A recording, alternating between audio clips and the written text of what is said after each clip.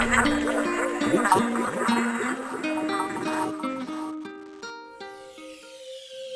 do we know each other? We got married, so I guess that's how we know each other. Yeah, so we're married, and I have a question for you. Mm-hmm.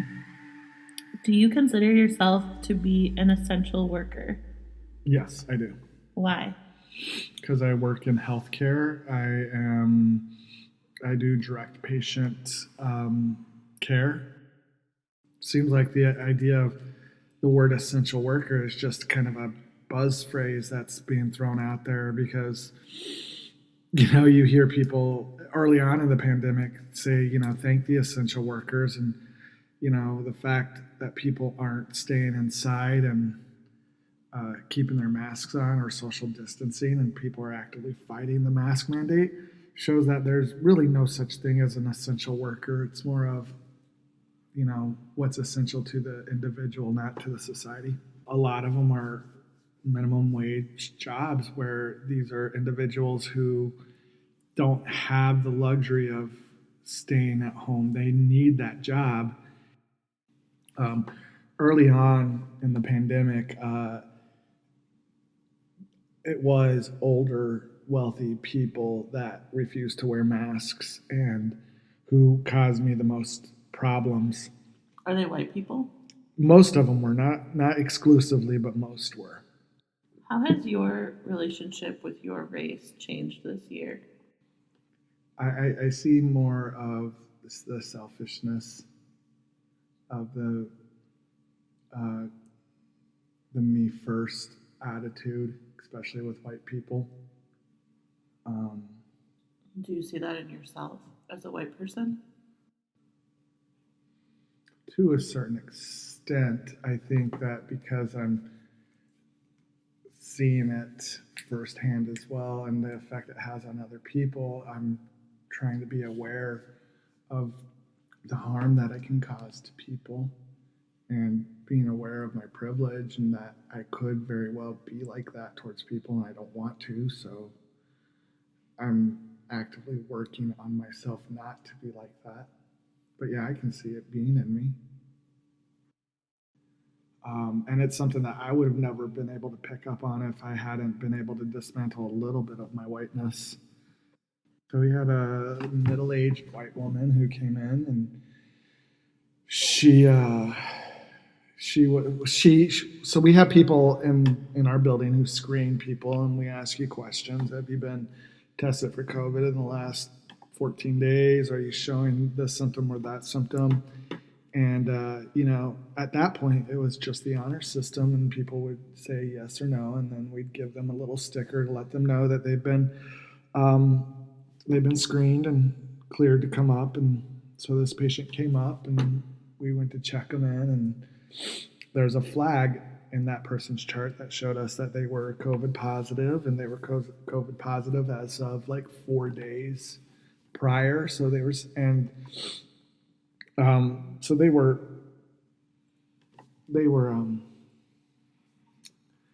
uh, not symptomatic, but they could spread it.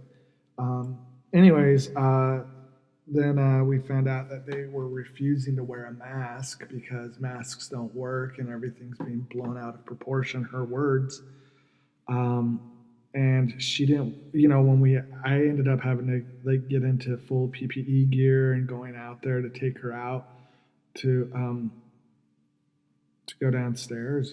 We basically kicked her out, and she just couldn't understand for the life of her why it was such a big deal. She only had a little bit of sniffles and a little bit of a cough, and COVID wasn't really that deadly, and this, that, or the other thing. Um, and it was an upsetting situation because she put a lot of people at risk and in danger because uh, of false information that she got. What do you think it is? I think there's something about whiteness and white superiority of like, well, that doesn't apply to me. Well, it's entitlement, and entitlement is inherently white supremacists. Yeah, it's the byproduct of white supremacy is entitlement. I mean, the main reason that you see the majority of people who refuse to wear masks are white people is because they feel an entitlement that they don't need to wear them. They don't like being told what to do. So what's our responsibility as white people to disrupt that and fight that?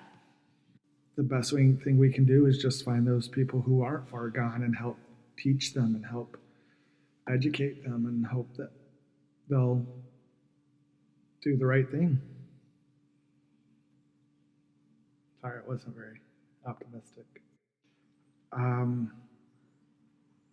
My mom is a very, very fearful human being. When Trump came into office, something snapped in her. Somehow she became religious in a way I've never seen her before. She's never been fundamentally religious, but somehow she is convinced that Trump is here to stop Armageddon and the Antichrist, and that, and she truly believes it. Like, this isn't like jokingly. She truly believes it. She will rarely talk to me now. She's so far gone and so far set in her ways that she will not.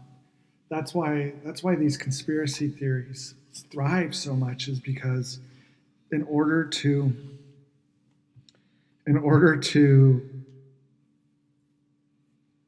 dismiss those theories, you have to admit that you're wrong.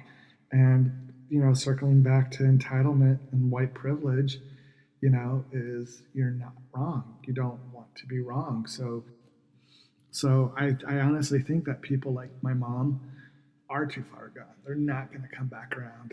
And I guess I just feel really sad that I can look across your mom's whole life and see pain and deep tragedy over and over and over again. And I really think that she brings herself into these circumstances because she is constantly dehumanizing everyone around her who doesn't think like her, and everyone around her who's not a white person, and then also dehumanizing herself. And I wonder about what has it been like for you to break that cycle in your generation? It was hard. It was really hard because you've gotta be willing to open your mind and be aware of what people are telling you rather than making them the enemy. And I fought that for a long time, refusing to look or listen because I was right and everybody else was wrong. And that is, again, the inherent what white supremacy adds. Can't think of the word. Arrogance? Yeah, the arrogance. That's a good one. Yeah, that's the arrogance that white supremacy has.